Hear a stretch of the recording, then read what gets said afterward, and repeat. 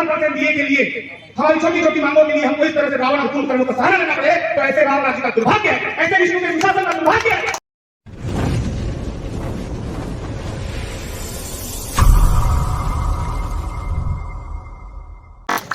एक छोटे से नदी नाले की तरह मैं आपके बीच आया हूं। चौथे चरण पे सबने अपनी अपनी बात रखी मित्रों। किसी को संगठन की सदस्यता को, किसी को संगठन की उपस्थिति को लेकर पीड़ा है, और आज हम चौथे चरण के इस महत्वपूर्ण मुकाम पर हैं कि इसके बाद हमारे पास अनिश्चितकालीन के अलावा कोई रास्ता नहीं बचता है। पिछले अनुभवों को ध्यान में रखकर मैं पिछले मंच में भी इस बात को बहुत प्रमुखता से आपके पास रखने की कोशिश किया था। 118 कर्मचारी संगठनों का समर्थन पत्र, 5200 स्वास्थ्य संयोजक साथी, 1.5 लाख शिक्षक साथी और 35,000 शिक्षक साथी, 48,000 स्कूलों में आज ताला लगने का समाचार मीडिया के साथियों ने अगर प्रमुखता से छापा है, तो कहीं ना कहीं हमारी कमजोरी है कि हम ब्लॉक स्तर पे भी वो संख्या जुटा नहीं पाए। शिक्षक अधिकारी कर्मचारी फेडरेशन की कौन सी ऐसी मांग है जो दूसरे भाई को नहीं चाहिए?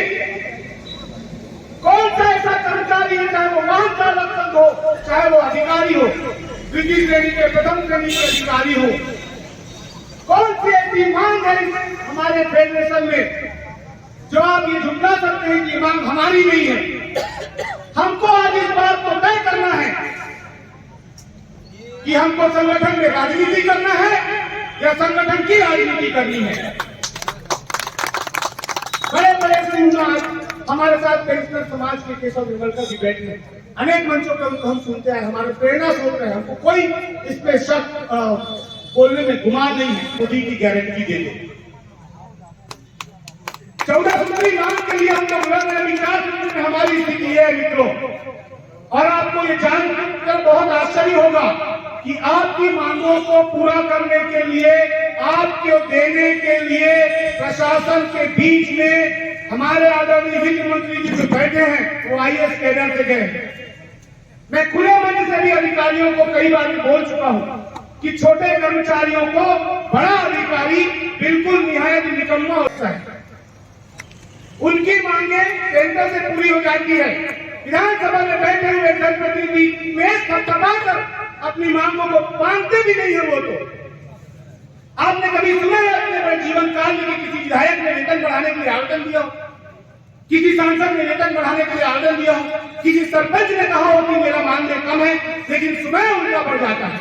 और ऐसे समय में विपक्ष भी और सत्ता पक्ष साथ में मेज थपथपाकर अपनी मांग को पूरी कर लेते हैं। इतनी सेवा करने के बाद अगर हमको 4% दिए के लिए, हमारी छोटी छोटी मांगों के लिए हमको इस तरह से रावण और कुंभकर्ण का सहारा लेना पड़े, तो ऐसे राम राज्य का दुर्भाग्य है, ऐसे विष्णु के सुशासन का दुर्भाग्य है। हमें नहीं रहेंगे ऐसे विष्णु के सुशासन में, और हमें आप पर भरोसा भी नहीं है। लेकिन जिस मोदी की गारंटी का नाम लेकर आप सत्ता में आए हैं साहब, मैं तो आज मंच में बैठे सारे अपने आदरणीय प्रमुख जनों से निवेदन करूंगा, हमें सूत्री मांग की बात नहीं करनी है। हमारे को तोड़ने के लिए हमारे बीच से ही चैतन्य पैदा होते हैं, हमारे बीच से ही मिशन पैदा होते हैं। आज सुबह में भाई बसंत त्रिवेदी के साथ बैठा हुआ था। आज ही किसी जिले के किसी समय में कर्मचारी संगठन के सामने रहते थे, जब उनको कुर्सी नहीं मिली थी, आज वो पद में बैठे हैं, हमारे साथियों को मीटिंग का हवाला देके वहां बुला रहे हैं। वेतन जैसा इतनी बड़ी संस्था आपके हड़ताल को देखते हुए अपनी परीक्षा को स्थगित कर देता है, लेकिन जिले में बैठे हुए अधिकारी आपको दबाव पूर्वक बुला के बैठते हैं और आप वहां जाके मीटिंग अटेंड करते हैं। ये हमारी कमजोरी है, इस बात को हमको ध्यान रखना पड़ेगा। और संगठन की ताकत अकेले प्रदीप वर्मा से नहीं है, संगठन की ताकत अकेले सुदामा से नहीं है, सुदामा भैया से नहीं है, संगठन की ताकत अकेले खान साहब से नहीं होती है। एक एक साथी को इस बात को जानना पड़ेगा।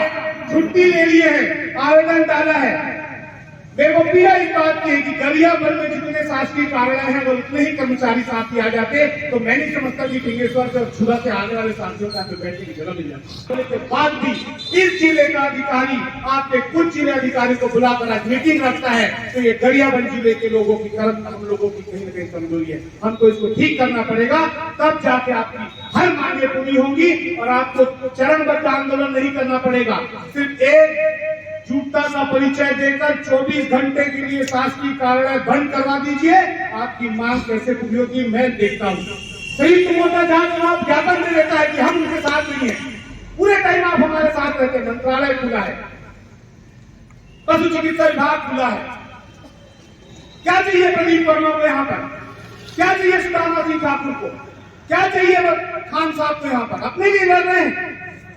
एक एक साथी को इस मंच पे लाने की जवाबदारी जितने मेरे जाबाज साथियां बैठे हैं, मैं बहुत हृदय से धन्यवाद भी देता हूं आपको जो इतनी बारिश में यहाँ पर आप बैठे हैं, हमारा हौसला बढ़ा रहे हैं, हमारे नेतृत्वकर्ताओं का मनोबल टूटने नहीं दे रहे हैं। लेकिन इस पंडाल से जाने के बाद, ज्ञापन देने के बाद अगर आप ये समझते हैं कि आंदोलन यहीं से सृष्टि हो गया, तो आप मान के चलिए कि 1984 से जो वेतन विसंगति की पीड़ा हम झेल रहे हैं वो हमारे आने वाली पीढ़ी भी झेलती रहेगी।